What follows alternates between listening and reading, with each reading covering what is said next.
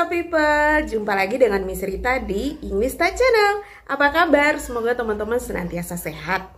Dan di video pembelajaran kali ini kita akan belajar bersama lagi tentang affix. Apa itu affix? Yuk seru-seruan kita belajar bersama. Langsung saja cek this video. Pertama-tama kita kenali dulu apa itu imbuhan. Jadi imbuhan adalah kata atau kelompok kata yang diletakkan pada suatu kata dasar sehingga menciptakan kata baru dan makna yang baru pula. Berdasarkan letak atau posisinya, imbuhan dibagi menjadi 3, yaitu imbuhan yang jika terletak di awal kata maka disebut awalan. Dan yang kedua, jika imbuhan itu terletak pada akhir kata maka disebut akhiran. Yang ketiga, jika imbuhan itu berada di tengah kata, maka imbuhan itu disebut sisipan. Contohnya sebagai berikut. Dari imbuhan awalan ada contoh kata beranak.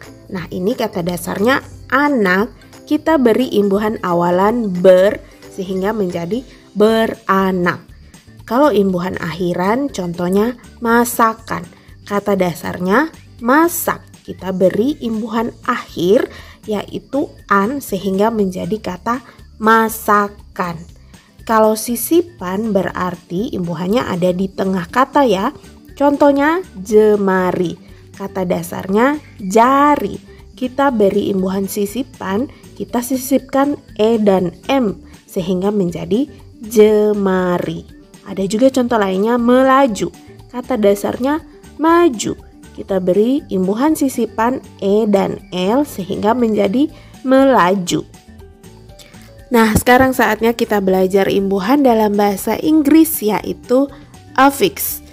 Affix seperti hanya di bahasa Indonesia juga terbagi menjadi 3 berdasarkan letak atau posisi dari affix itu sendiri dalam sebuah kata.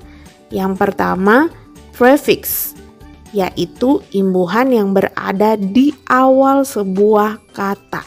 Seperti contoh, impatient. Kata dasarnya patient. Kita beri imbuhan awalan im sehingga berubah menjadi kata impatient, yang tentu artinya juga berubah. Contoh berikutnya, unlike. Dari kata dasar like. Kemudian kita beri prefix un sehingga menjadi kata unlike. Berikutnya suffix atau imbuhan akhiran karena letaknya ada di akhir dari sebuah kata.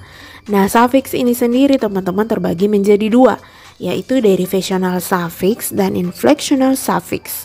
Kita bahas satu-satu ya. Yang pertama, derivational suffix, yaitu suffix yang menyebabkan adanya perubahan kelas kata atau part of speech. Nah, kelas kata itu sendiri teman-teman masih ingat tidak? Ada 8 loh. Yang pertama, verb. Yang kedua, noun. Yang ketiga, adjective. Yang keempat, pronoun. Yang kelima, adverb. Yang keenam, conjunction. Yang ketujuh, preposition. Dan yang terakhir, interjection. Saya akan berikan contoh dari derivational suffix. Ingat teman-teman, jenis dari suffix ini dia akan merubah kelas kata dari satu kata tertentu. Seperti contoh yang pertama, kata happy. Kata happy ini sendiri adalah adjective atau kata sifat.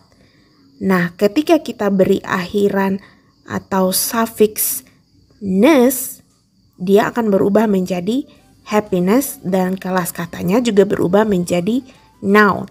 Tadinya happy itu kelas kata adjective, karena kita beri suffix ness menjadi happiness, kelas katanya juga berubah menjadi noun. Contoh berikutnya, friend. Friend ini termasuk dalam kelas kata noun.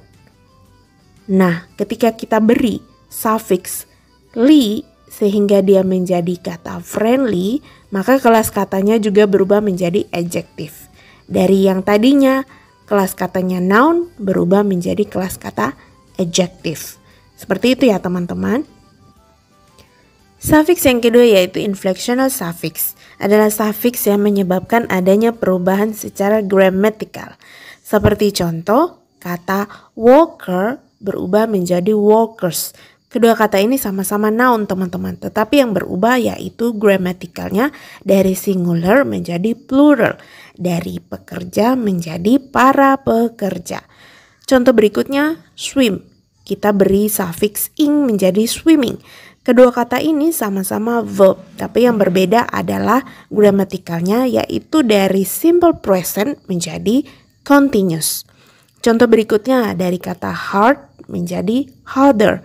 Kedua kata ini sama-sama kelas kata adjective, tetapi yang berbeda adalah dari positif menjadi comparative.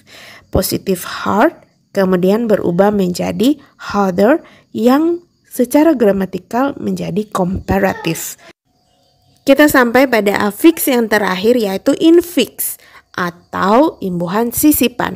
Sebenarnya dalam bahasa Inggris infix ini sendiri sedikit jarang digunakan ya teman-teman, tapi kita tetap mempelajarinya. Seperti contoh dari kata spoonful menjadi spoonsful. Jadi di antara kata spoonful ini kita tambahkan s atau infix s sehingga berubah dari spoonful menjadi spoonsful.